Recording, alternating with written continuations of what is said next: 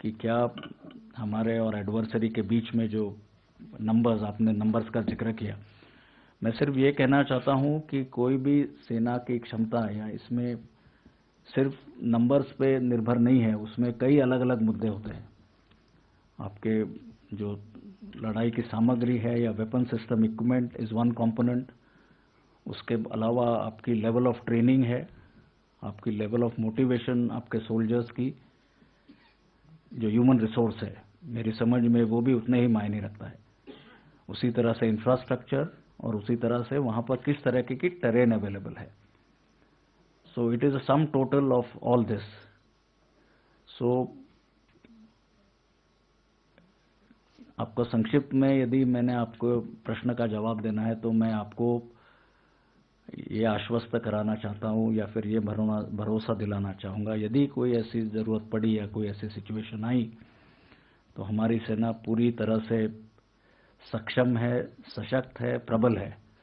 और यदि कोई ऐसी सिचुएशन आती है उसका पूरी तरह से मैं समझता हूं रिस्पॉन्ड करने में पूरी तरह से तैयार है। आशीष, आपने पूछा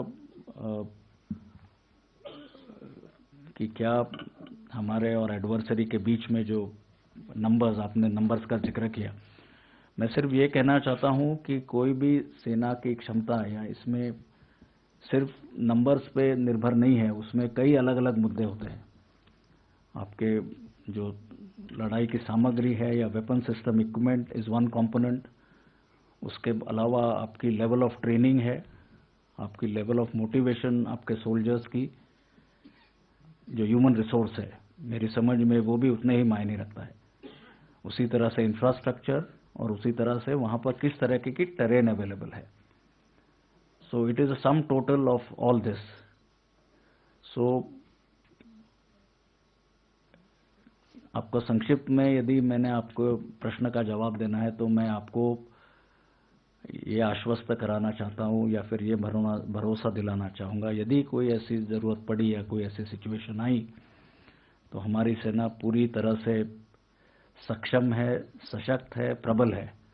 और यदि कोई ऐसी सिचुएशन आती है उसका पूरी तरह से मैं समझता हूं रिस्पॉन्ड करने में पूरी तरह से तैयार है।